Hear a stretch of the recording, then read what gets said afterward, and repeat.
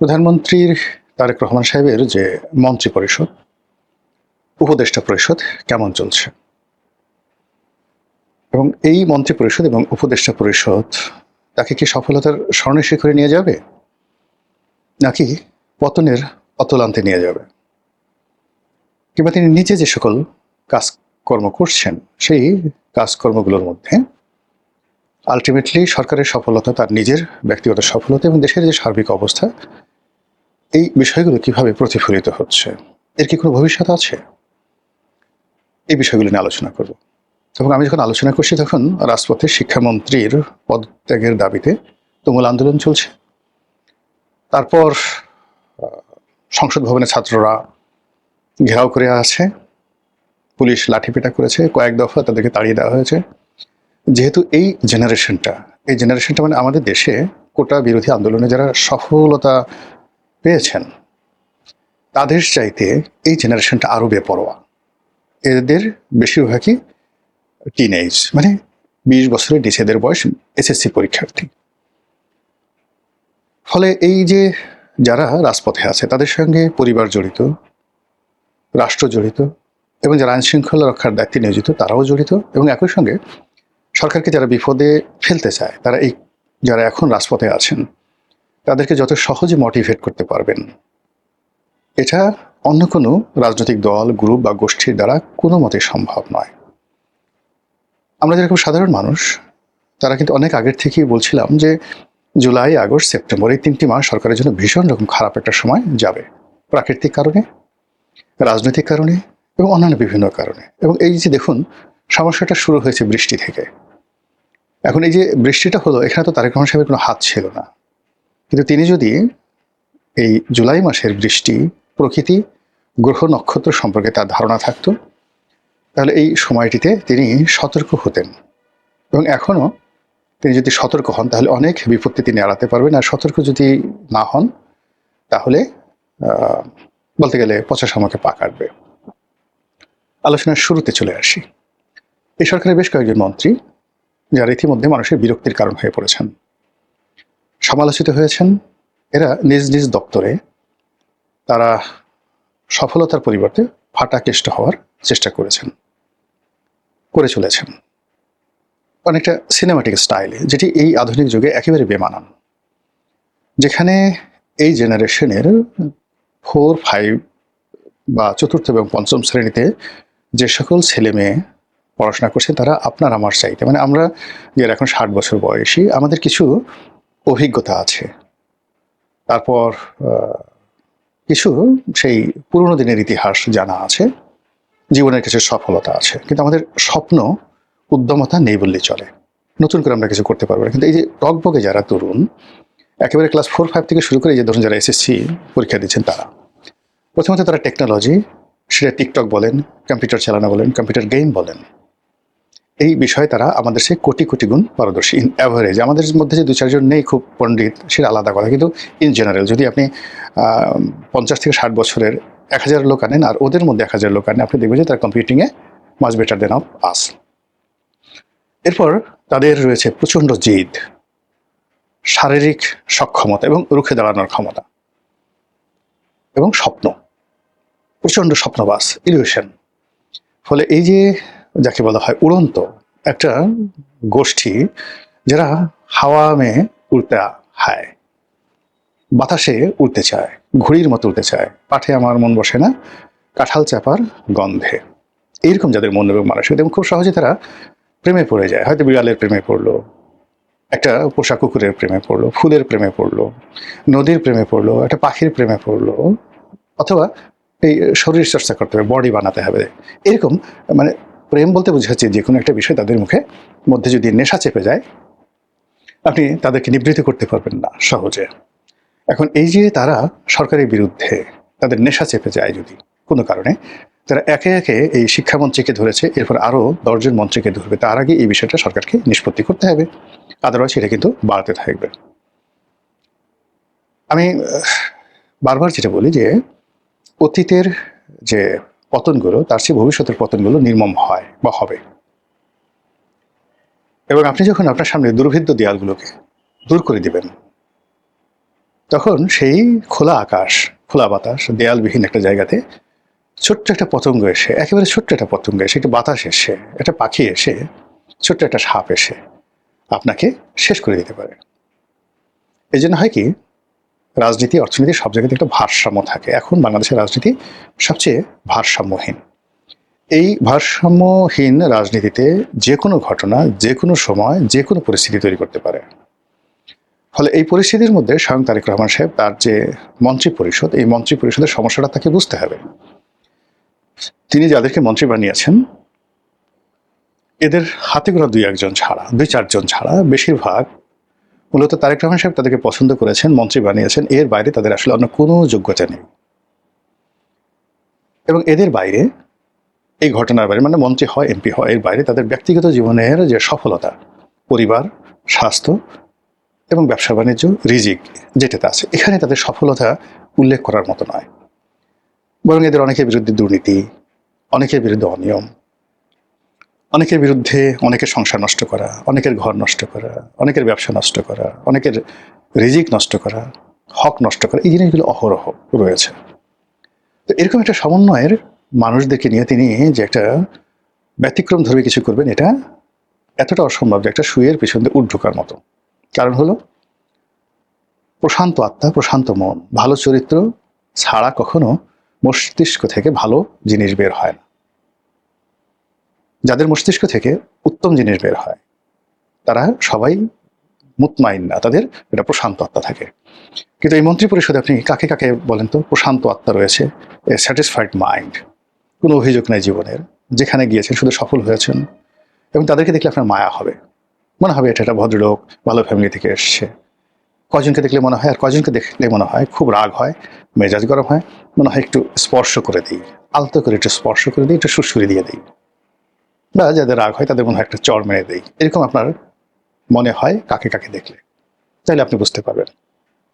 তো এই যে সামগ্রিক অর্থে যাদেরকে মন্ত্রী বানানো হয়েছে, তাদের একমাত্র এবং প্রধান জিনিস হলো তারা সবাই জনাব তারেক রহমান সাহেবের পছন্দের, ভালোবাসার মানুষ। কাজেই এই মন্ত্রী পরিষদের সকল দায় দায়িত্ব তাকেই নিতে হবে।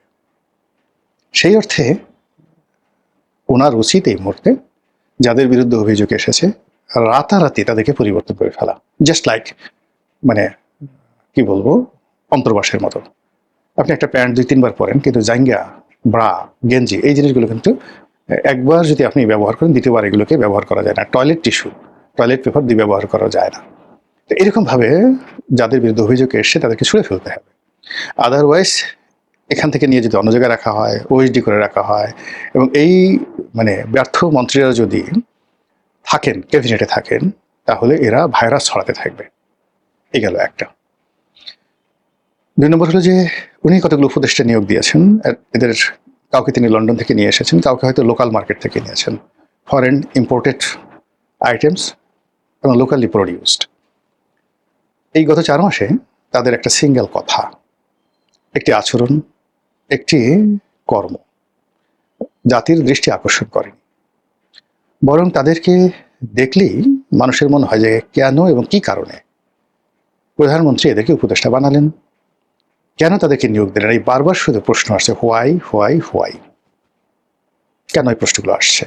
কাজে এই উপদেষ্টা মণ্ডলী তাকে কোনো ভালো উপদেশ দেবেন আগামীতে, কোনো একটা মন্ত্রণালয় চালাবেন বা দেশকে উন্নয়নের শিখরে নিয়ে যেতে পারেন, এটা প্রধানমন্ত্রীর একান্ত বিশ্বাস বা একান্ত ভালোবাসা, একান্ত ব্যক্তিগতভাবে যেভাবে তিনি তার খুব কাছের প্রাণী এবং কাছের বন্ধু, কাছের আত্মীয় শুভানুধ্যায়ীদেরকে যেভাবে ভালোবাসেন, ওইরকম একান্ত ব্যক্তিগত। কিন্তু রাষ্ট্রের যারা লোকজন, সাধারণ জনগণ, তারা কেউ তার সিঙ্গেল উপদেষ্টা সম্পর্কে ভালো ধারণা, ইতিবাচক ধারণা, সুদূর প্রসারী ধারণা পোষণ করে না এবং করার কোনো কারণ নেই। কাজেই তাকে রিসা ফেলে যেতে হবে, তাকে রিসা ফেলে যেতে হবে। যে ভুল শেখ হাসিনা করেছেন, জিদ করেছেন, মানে তিনি ধরুন সৈয়দ আবুল হোসেনের পদত্যাগের বিষয় যখন এলো, তিনি আবুল হোসেনকে অ্যাভেল করলেন না শেষ পর্যন্ত, কিন্তু যখন তাকে বাদ দেওয়া হলো তখন তার সর্বনাশ হয়ে গেছে। কিন্তু যখন বলা হয়েছিল যে আবুল হোসেনকে বাদ দেন, রাতারাতি তাকে বাদ দিয়ে দিলে এই ঘটনা ঘটতো না। বা ওবায়দুল কাদেরকে যখন জেনারেল সেক্রেটারি করা হলো, সৈয়দ আশরাফকে বাদ দিয়ে, কেউ কিন্তু মেনে নেয়নি, কিন্তু ভয়ে কথা বলেনি। কিন্তু ওবায়দুল কাদের সাহেব যখন বিভিন্ন মানুষকে অপমান করা শুরু করলেন, এমনকি একজন সংসদ সদস্যকে চল দিয়ে বসলেন, এই বিষয়টির সঙ্গে সঙ্গে শেখ হাসিনার উচিত ছিল সঙ্গে সঙ্গে তাকে বাদ দেওয়া, যে একজন মাননীয় সংসদ সদস্য হোয়াট এভার মেবি তত বড় ছোট কর্মী হন না কেন, তাকে প্রকাশ্যে চড় মারাটা কোনো অবস্থাতে সমর্থনযোগ্য নয়। তো এই ক্ষেত্রে যেটা হচ্ছে যে এই মন্ত্রী পরিষদের মধ্যে, এই উপদেষ্টাদের মধ্যে কিংবা প্রধানমন্ত্রীর পার্সোনাল স্টাফদের মধ্যে যেটিকে বলা হয় সুপারস্টার বা মেগা স্টার রূপে কয়েকজন লোক খুব বাহাদুরি করছেন। কেউ সর্ববিদ্যা বিশারদ, কেউ সর্বরোগের কবিরাজ, কেউ হয়তো বা সর্বক্ষমতার অধিকারী 10 ভুজা দুর্গা দেবী। অনেক ক্ষমতা, অনেক জ্ঞান, অনেক প্রভাব ইত্যাদি ইত্যাদি, এরকম যারা সুপারস্টার হয়ে গেছেন এবং দে সিমস, তাদেরকে দেখলে মনে হয় বা দে সিমড, তারা নিজেদেরকে প্রমাণ করতে চান যে they are much better than a prime minister in terms of education, in terms of quality, in terms of approaching and everything. তারা যত বেশি আনুগত্য দেখাচ্ছে প্রধানমন্ত্রীর সামনে গিয়ে, পেছনে এসে তারা মনে করছে যে আমরা না থাকলে এই সরকার 1 মিনিট টিকবে না, থাকবে না, সরকারকে আমরা টিকিয়ে রেখেছি। প্রধানমন্ত্রী প্রথমেই বুঝতে হবে যে এই ধরনের মানুষ যারা সামনে এসে এক কথা বলে, পিছনে অন্য কথা বলে, আর জনগণ যাদের সম্পর্কে মনে করে যে এরা সরকারের রাইট হ্যান্ড লেফট হ্যান্ড থেকে শুরু করে সবকিছু তারা, এদেরকে আসলে বাদ দিতে হবে। কোনো ছাটকাট নেই, কোনো কিছু নেই। যখনই কেউ খুব বেশি শক্তিশালী হয়ে পড়ে তখন সেটা বাদ দিতে হয়। এবং একই কাজ মানে অসাধারণভাবে ইতিহাসে 2 জন বিখ্যাত ব্যক্তি, 3 জন বিখ্যাত ব্যক্তি করেছিলেন। আমাদের পাক ভারত উপমহাদেশে একজন তারেক রহমানকে ডুবাচ্ছে তার মন্ত্রীরা, এই গুরুত্বপূর্ণ তথ্য দিল গোলাম মোল্লা রনি। তুর্কি এবং আফগানদের প্রাধান্য মানে কমানোর জন্য তিনি 40 জন দাস, দ্য স্লেভ, দ্য গ্রেট, মানে 40 স্লেভস, এরকম একটা বাহিনী গঠন করেছিলেন এবং তাদের হাতে সব দায়িত্ব দিয়েছিলেন।